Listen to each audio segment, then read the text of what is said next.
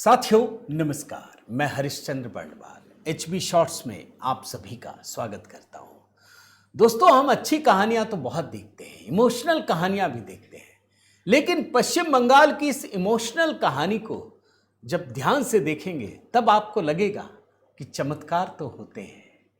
चमत्कार नहीं होते तो इंसान जो इतनी मेहनत करता है ना, फिर तो एक जैसे कहते हैं कि कोई गरीब है तो गरीब ही रहेगा, ये कहा भी जाता है, लेकिन ऐसा होता नहीं है दोस्तों। जब लोग काम करते हैं ना तो कैसे परिस्थितियां पलट जाती हैं। आज पश्चिम बंगाल से वही कहानी लेकर आया हूं दोस्तों। आपको मैं एक तस्वीर दिखाता हूं, दो तस्वीर हैं टू विंडो में, ध्यान से देख लीजिए। इस चेहरे को पहचानते होंगे आप, हर कोई पहचानने लगा, पूरे देश में बल्कि पूरी दुनिया में। जब लोगों तक ये कहानी पहुंचती है ना तो बिल्कुल अवाक रह जाते, उनको यकीन नहीं होता कि यार सच में ऐसा है क्या, कि एक महिला, आप नाम तो जान ही गए दोस्तों, ये कलिता माझी है। अभी कुछ दिन पहले तक ये बर्तन मांजने के लिए 4 घरों में पहुंचती थी और इनकी कमाई 4 से 4,500 रुपये बर्तन मांजना ही काम था इनका। बर्तन मांजती थी लेकिन पूरे स्वाभिमान से भरी हुई। देखिए, ये बात जानना पड़ेगा दोस्तों, हम कोई भी काम करते हैं, कोई भी काम बड़ा या छोटा नहीं होता। अगर आप उसको स्वाभिमान के साथ करें तो वो आपको सम्मान देता है, इस बात के लिए कि हम मेहनत करके रोजी रोटी कमाते हैं। कालिता माझी की ये जो दूसरी तस्वीर है ना, ये शपथ ग्रहण की है, ये मंत्री बन चुकी हैं। बर्तन मांजते मांजते भाजपा की कार्यकर्ता, फिर विधायक और उसके बाद मंत्री बन चुकी हैं, यह भी आप जानते हैं।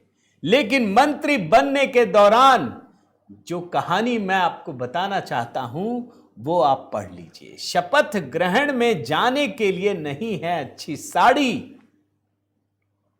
कालिता माझी का एक दर्द सामने आ गया। या उस ग्राम से विधायक हैं कालिता माझी। जब इनको कहा गया, फोन आया शुभेंदु अधिकारी सरकार की तरफ से कि भाई आ जाइएगा, आपको शपथ लेनी है, तो क्या मंत्री पद।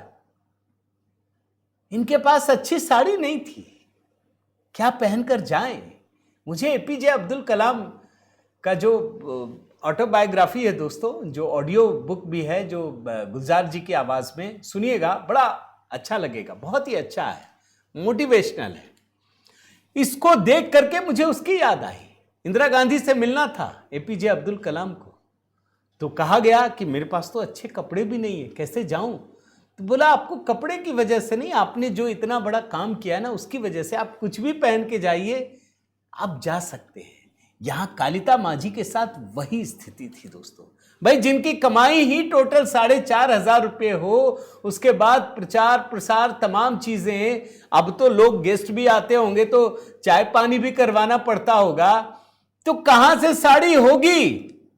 और फिर जाकर के ये जिसके घर में काम करती थी, जो एक मालिक था, उसको पता चला, इनका नाम है, मैं पढ़ रहा हूं, कृष्णा पात्रा, जिनके घर ये काम करती होंगी, मैं मीडिया रिपोर्ट से पढ़ रहा हूं। उनको पता चला कि इनके पास अच्छी साड़ी नहीं है, तो उन्होंने उपहार में देने का फैसला किया और तब जाकर के कालिता माझी इस ड्रेस में वहां पहुंची है। मतलब इनके लिए यह भी मुसीबत थी कि मेरे पति और मेरे बेटे को भी जाना है, तो कैसे जाएंगे, यह भी एक परेशानी थी दोस्तों। मैं जरा इनके बारे में बताऊं। ये गुस्करा नगर पालिका के वार्ड नंबर 3 में स्थित माझ पुकुर पाड़ की रहने वाली कालिता माझी, इनका जीवन घोर अभाव में बीता है। एक बेहद गरीब परिवार में जन्म हुआ और कालिता की शादी मंगलकोट थाना क्षेत्र के गरीब परिवार में हुई। इनके जो पति हैं माझी, सुब्रत माझी, पेशे से प्लम्बर हैं। इनका इकलौता बेटा है जो हाल ही में 12वीं की परीक्षा दे चुका है। अब जरा मैं आपको इनके बारे में बताता हूं।